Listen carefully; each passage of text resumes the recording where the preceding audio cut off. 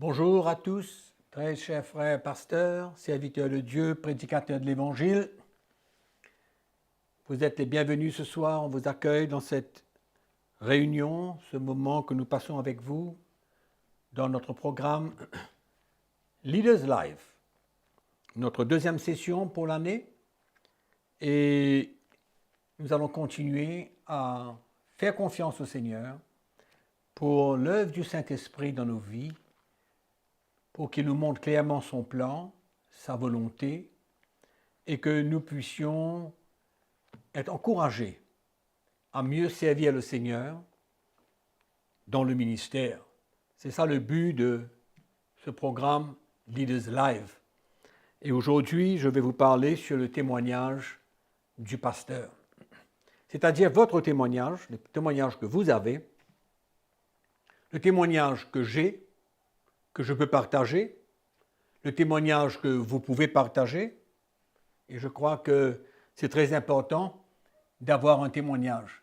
Souvent, on demande aux chrétiens de témoigner, mais les pasteurs ne témoignent plutôt très rarement. Mais bon, donc, chaque pasteur, premièrement, doit avoir un témoignage personnel, c'est-à-dire le témoignage de sa personne, ce qui se passe en lui, ce qui s'est passé dans son cœur, dans sa vie. Parce que je crois que nous tous, depuis le jour où nous rencontrons le Seigneur, nous sommes nés de nouveau, je ne peux pas penser que nous sommes pareils comme nous étions le jour de notre nouvelle naissance.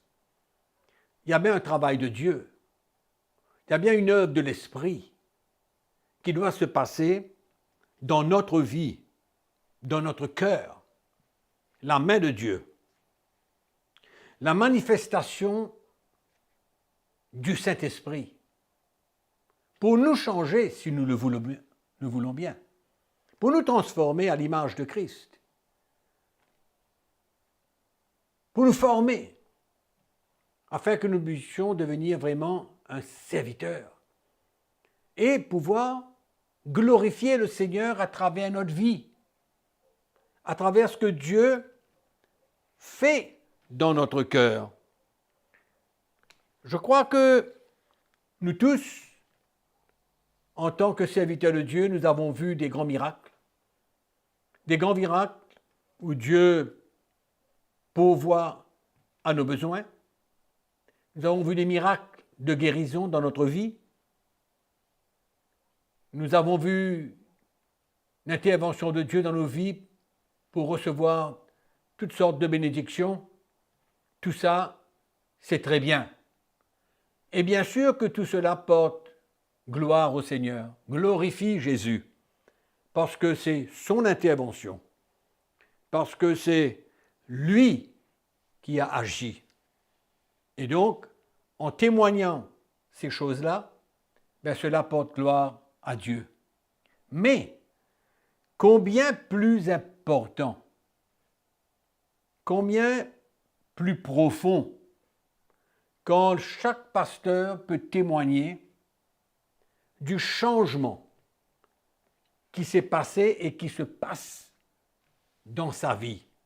Quand je parle de changement, je parle de changement intérieur. Je parle d'une intervention du Saint-Esprit dans notre cœur. Je parle d'un renouvellement. Je parle d'une libération dans notre vie. Ce que nous étions et ce que nous sommes. N'y a-t-il pas plus grand témoignage pour glorifier le Seigneur quand un pasteur peut partager sa vie, ce qu'il était et ce qu'il est maintenant? Partager la puissance de l'intervention de Dieu. Et tout cela se passe souvent au travers des épreuves, des tests, des moments difficiles et durs.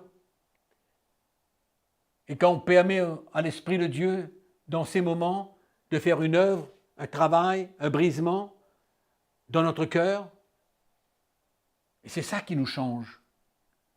C'est ça qui nous emmène à ressembler davantage au Seigneur. C'est vrai que quand nous regardons la vie de l'apôtre Paul, nous voyons que premièrement, il avait ce désir de perfection en lui. Mais nous voyons aussi comment à travers toutes ces épreuves et toutes les difficultés de la vie qu'il témoigne dans toutes ses épîtres, nous voyons que c'était quelqu'un qui transmettait la vie de Jésus. De plus en plus. Donc, quand on parle de témoignage personnel, on parle de ce qui se passe intérieurement. Ouvrons notre Bible dans 2 Corinthiens, chapitre 4. Mais avant de lire ces quelques versets, je voudrais vous parler moi-même de mon témoignage.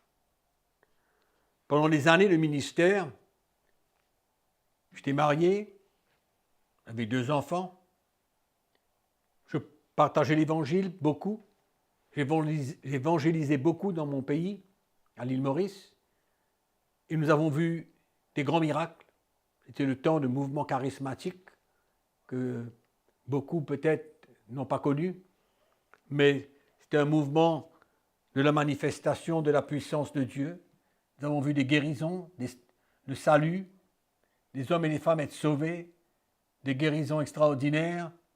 Tout ça, c'était glorifier le Seigneur. Tout cela, glorifier le Seigneur, bien entendu. Mais j'ai vu tout cela, j'ai expérimenté cela, mais par la suite, dans ma recherche, dans mon découragement, c'est là où j'ai commencé à comprendre que c'était important que le Seigneur puisse faire une œuvre profonde dans mon cœur. L'orgueil de la vie, l'égoïsme,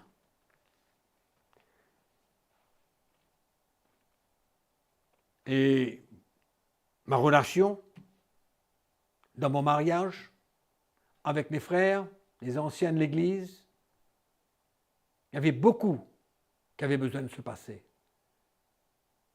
Et j'ai compris cela. J'ai compris que j'avais besoin de porter un témoignage de la vie de Jésus, d'être libéré de toutes ces choses que je viens de vous parler, tellement d'autres encore, de la main de Dieu dans notre vie, dans ma vie. J'ai accepté, j'ai compris que c'était important. Et c'est ça que je veux vous parler, que vous puissiez comprendre l'importance, non pas seulement de prêcher l'Évangile, non pas seulement d'emmener les gens au salut, mais l'importance d'un témoignage de transformation de cœur. Et l'apôtre Paul dit dans 2 Corinthiens chapitre 4, « C'est pourquoi nous ne perdons pas courage, et même si notre homme extérieur se détruit, notre homme intérieur se renouvelle de jour en jour. » Un renouvellement, un changement dans l'homme intérieur, dans notre cœur. Les choses, les aspects de notre vie qui ne plaisent pas à Dieu, et c'est un travail de l'Esprit de Dieu, un brisement de l'Esprit, par l'Esprit de Dieu dans notre cœur, qui va vraiment emmener ce renouvellement, ce changement, cette formation que nous avons besoin de rechercher, que nous avons besoin de comprendre l'importance pour nous pouvoir témoigner. Un pasteur, un serviteur de Dieu doit pouvoir témoigner de là où il sort. Non pas, je ne parle pas de l'expérience de la nouvelle naissance, je parle depuis le jour de la nouvelle naissance jusqu'aujourd'hui. Qu'est-ce que le Seigneur a fait? Comment est-ce qu'il est intervenu pour nous changer, nous transformer? Quel est le brisement que nous avons expérimenté dans notre vie? Quel est ce brisement? Est-ce que de plus en plus, dans notre marche avec le Seigneur, nous pouvons ressentir que nous sommes sur un chemin de perfection et que nous pouvons témoigner « Dieu m'a changé. Dieu a changé mon couple. Dieu est intervenu dans mon cœur pour que je sois le mari que je dois être envers ma femme. » Un brisement. Dans mes relations avec les anciens, être prêt à pardonner, relâcher, se repentir, toutes ces choses que personnellement je ne connaissais pas pendant des années de ministère, mais je rends grâce à Dieu qu'il m'a éclairé. Et je comprends aujourd'hui que le témoignage est beaucoup plus puissant quand nous pouvons parler de l'intervention du Seigneur, de l'intervention du Saint-Esprit, de la main de Dieu dans notre vie, pour nous former, nous briser, nous changer, comme l'argile dans la main du potier.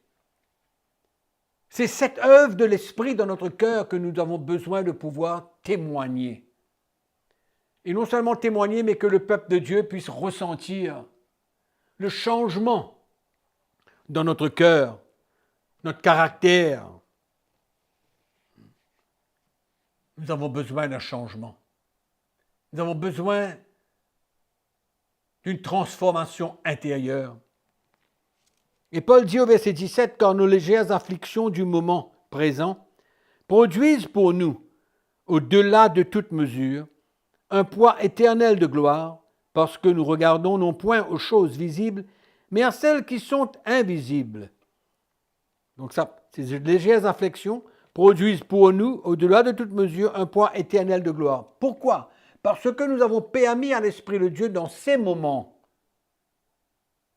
de faire cette œuvre, de nous briser, d'accepter ces moments durs et difficiles, d'affliction, de persécution, de souffrance, notre identification aux souffrances de Christ, pour nous permettre de plus en plus de transmonter sa vie.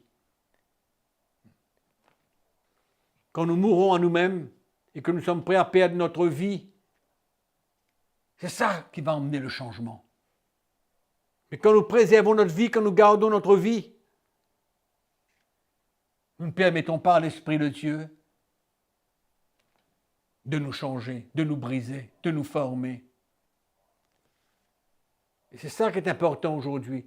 C'est ça le témoignage puissant qu'un pasteur doit pouvoir porter. Une grande différence entre une bénédiction, quand Dieu pourvoit, quand on n'a pas, quand Dieu guérit, tout ça c'est bien, ça rend gloire à Dieu. Je l'atteste et je le conçois.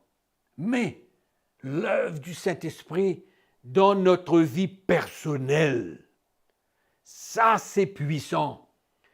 Et Paul, nous pouvons voir, quand nous lisons ses épîtres, comment il désirait. Il dit, je cours vers le but. Il dit, il n'est pas arrivé à la perfection.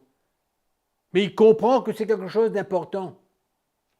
Il comprend que c'est le témoignage qu'il doit porter. Et nous avons besoin, nous aussi, d'avoir la même conviction, le même désir.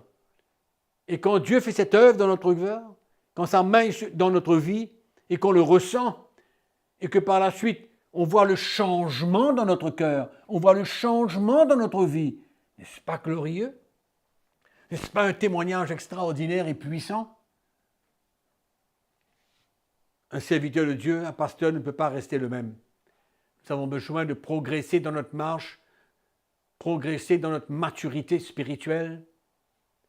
Et c'est ça qui rend gloire à Jésus. L'apôtre Paul, lui, il dit, dans 1 Corinthiens chapitre 11, il dit « Soyez mes imitateurs, comme je le suis moi-même de Christ. » Imitateur de Christ, c'est ça la vie de l'apôtre Paul. Et il encourage les chrétiens à être comme lui. Fallait-il que l'apôtre Paul ait expérimenté un changement extraordinaire dans sa vie? Fallait-il qu'il devienne un homme de l'esprit pour encourager les autres à le suivre? Parce que lui aussi, il a marché sur les traces de Christ. Il était prêt à s'identifier. Identifier sa vie à la mort de Christ, aux souffrances de Christ, afin de transmettre sa vie, de porter sa vie en lui. C'est ça qui était important pour l'apôtre Paul, et c'était un témoignage extraordinaire pour les chrétiens. De voir l'apôtre Paul, de voir sa vie, de voir la main de Dieu sur sa vie, de voir la grâce de Dieu sur sa vie, c'est beaucoup plus important que beaucoup de choses que nos yeux peuvent voir. Amen. Et la deuxième chose, c'est le témoignage de l'œuvre du ministère. Qu'est-ce que cela produit dans la vie du peuple de Dieu? Amen. C'est tellement important de pouvoir témoigner de ce que le Seigneur fait dans la vie du peuple de Dieu. De là où il sortait, de là où il est, du progrès, de la manifestation du Saint-Esprit dans le cœur. Témoigner cette œuvre au travers du ministère. Paul dit dans 2 Corinthiens chapitre 3, il parle comment, au travers de lui, au travers de son ministère, au travers de sa prédication, que le peuple de Corinthe était une lettre. Paul avait transmis l'évangile qui était écrit sur les tables de leur cœur. Lisons le verset 2. C'est vous qui êtes notre lettre, écrite dans nos cœurs, connue et lue de tous les hommes. Connue et lue de tous les hommes. Tous les hommes savaient, tous ceux qui l'écoutaient savaient ce qu'il transportait dans son cœur. Et maintenant il dit, vous êtes manifestement une lettre de Christ, écrite par notre ministère, non avec de l'encre, mais avec l'Esprit du Dieu vivant, non sur les tables de pierre, mais sur les tables de la chair, sur les cœurs. Amen. Paul disait que votre lettre, notre lettre, c'est vous. C'est vous. C'est ce que nous avons investi, c'est ce que nous avons transmis. C'est la révélation de l'Évangile dans votre cœur. Et Paul était fier. Paul était fier de ce qui avait été investi, de comment le peuple de Corinthe avait reçu l'Évangile, bien qu'à un moment donné, il y ait beaucoup d'écart de la part des Corinthiens. Mais ils avaient quand même reçu de la part de l'apôtre Paul. Et dans 1 Corinthiens chapitre 9, nous pouvons lire cette toute petite phrase de l'apôtre Paul, toute petite phrase, qui montre clairement l'importance qu'il voyait. Il dit, au verset 1, ne suis-je pas libre, ne suis-je pas apôtre, n'ai-je pas vu Jésus notre Seigneur? N'êtes-vous pas mon œuvre dans le Seigneur? N'êtes-vous pas mon œuvre dans le Seigneur? Il dit, vous êtes le sceau de mon apostolat dans le Seigneur. Il va même jusqu'à dire, c'est là ma défense contre ceux qui m'accusent. Amen. Sa défense était quoi? Sa fierté, sa gloire, son honneur était de voir le peuple de Dieu transportant la révélation de Christ dans leur cœur. Et un pasteur doit pouvoir témoigner de la maturité spirituelle, comment le peuple de Dieu a changé, comment le ministère a emmené un développement spirituel dans le cœur des chrétiens. Tellement important, amen, que nous, serviteurs de Dieu, pasteurs, prédicateurs, nous ayons un témoignage personnel d'un changement intérieur de cœur. Cela se ressent. Et deuxièmement, que le produit de notre ministère, c'est un peuple transformé. C'est un peuple qui marche de plus en plus dans la perfection, qui porte lui-même un témoignage de la gloire du Seigneur. Nous lirons un dernier verset avant de conclure. C'est dans Philippiens chapitre 1er. Paul dit au verset 3, « Je rends grâce à mon Dieu de tout le souvenir que je garde de vous, ne cessant dans toutes mes prières pour vous tous de manifester ma joie au sujet de la part que vous prenez à l'Évangile, depuis le premier jour jusqu'à maintenant. » Alléluia. Je suis persuadé, j'ai la foi dans mon cœur que celui qui a commencé en vous cette bonne œuvre la rendra parfaite pour le jour de Jésus-Christ. Alléluia. C'est important pour eux. Important pour un serviteur de Dieu. Et c'était sa joie. Comme je l'ai dit tout à l'heure, c'était sa gloire. C'était le sceau de son apostolat. Le sceau de son ministère. Et le peuple de Dieu doit devenir le sceau de notre ministère. Pas simplement être des gens qui parlent, mais de ceux qui ont goûté à la main de Dieu, à la manifestation du Saint-Esprit, qui transportent la vie du Seigneur, qui sont pleins d'amour. C'est ça le témoignage que le pasteur doit avoir.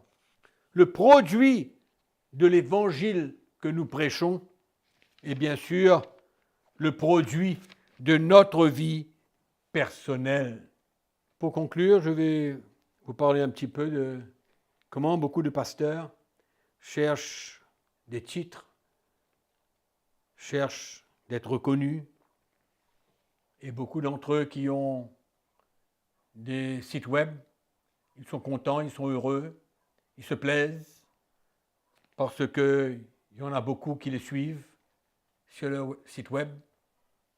Mais ma question aujourd'hui, est-ce que cela est important? Est-ce qu'on peut vraiment se plaire juste parce qu'il y a des milliers de personnes qui nous écoutent nos messages? Moi, je peux vous dire que je connais des prédicateurs qui sont suivis par des dizaines de milliers de chrétiens, mais qui n'ont pas de témoignage d'une vie transformée. Ils prêchent souvent la puissance, mais qu'est-ce que Dieu fait dans leur cœur? Comment est-ce qu'ils grandissent spirituellement? C'est ça la question. Quel est notre témoignage? Est-ce que notre témoignage simplement se repose sur les gens qui nous suivent? Non. Ce qui est important, c'est ce que Dieu fait dans notre vie. Pour terminer cette session, je veux juste pendant quelques secondes encourager chacun d'entre vous à parler de notre conférence virtuelle internationale qui se tiendra en mai, comme beaucoup le savent, de pouvoir encourager les autres pasteurs, les préparer d'avance, bien que vous recevrez beaucoup de convocations, d'invitations, etc., dans le prochain mois, les prochaines semaines. Mais depuis maintenant, je vous encourage à partager, parler de cette conférence, inviter les pasteurs depuis maintenant. Et si vous connaissez des pasteurs dans d'autres pays, pas dans votre pays, mais dans d'autres pays, envoyez-nous leur adresse mail afin qu'on puisse les contacter et que nous puissions peut-être à travers eux pouvoir contacter d'autres pasteurs dans leur pays. Donc voilà, pour aujourd'hui, nous vous remercions d'avoir été présents et je vous souhaite une très bonne semaine en attendant de vous revoir dimanche prochain. Que la grâce du Seigneur soit avec vous et n'oubliez pas que nous vous aimons. Amen.